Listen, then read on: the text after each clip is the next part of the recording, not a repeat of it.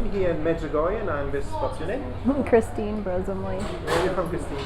San Francisco originally, most recently Warsaw, but I've also lived here in Sarajevo, the capital of this country, for a while. Been around the world. I have. And where did you hear the first time about Medjugorje in your life?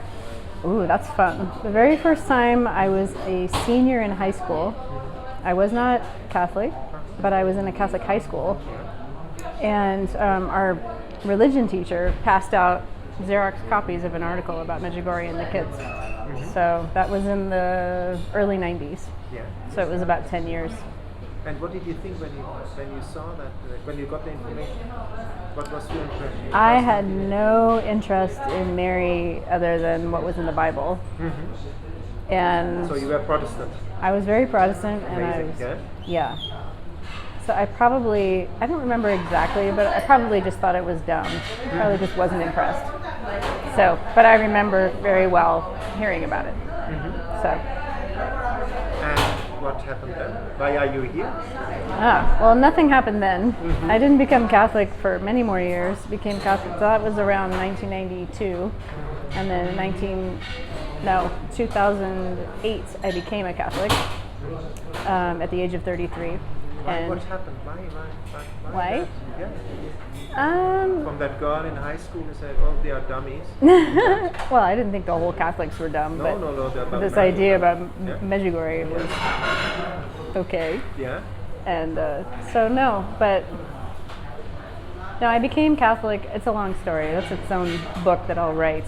But I went to university with some really good Catholics and saw another side of Catholicism that was much stronger and much more serious and educated and grounded, and that was impressive to me.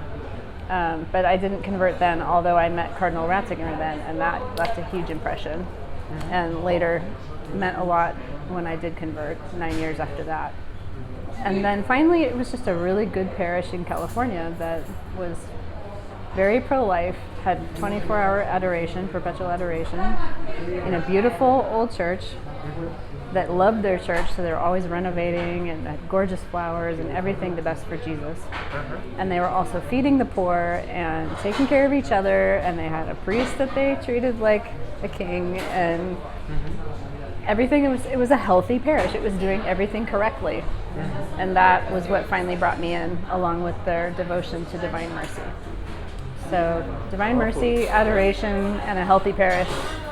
And I'd also heard about theology of the body and had a great admiration for the pro-life work of John Paul II. So in the end, it all came together. Yeah. And I entered. What made you come to Medjugorje? So that was in bits and pieces too, but the deacon at the parish in California, who really had a hand in my conversion, talked a lot about Medjugorje. He was speaking about it all the time. So I knew this has to be good, or he wouldn't talk about it, because I completely respected him. He is very brilliant and very smart and strong and stuff. So I trusted him. So he was telling us stories all the time about it. So I knew, okay, but it's over there and I'm doing something else. Then I was a missionary about a year and a half later in Rwanda for 3 years after my conversion. And a friend of mine started talking about Medjugorje in Rwanda. She was French and the wife of an American diplomat. And she said, "You have to go there." And I was like, "Listen, I'm a missionary. I live on donations. Home is in California. We're in Africa, and Medjugorje is in where?" I don't think I'll be getting there anytime soon. But she kept pushing, "You've got to go, you got to go." And I thought, okay, Lord, if you want me to go, just work it out, because give me a sign, do something, because I can't. Well, lo and behold, that a few months later, like February, in the winter, I stopped in Rome for a conference between California and Rwanda. And I was sitting at this conference at dinner the first night, and the people of that organization did not approve of Medjugorje. So they were the last people who would talk about it. The person sitting next to me says, "I've been really thinking about Medjugorje. What do you think about it?" And I said, "Oh, I'm interested." She goes, "Tell you what, I'll drive us." Wow. So here we were, completely against the whole conference.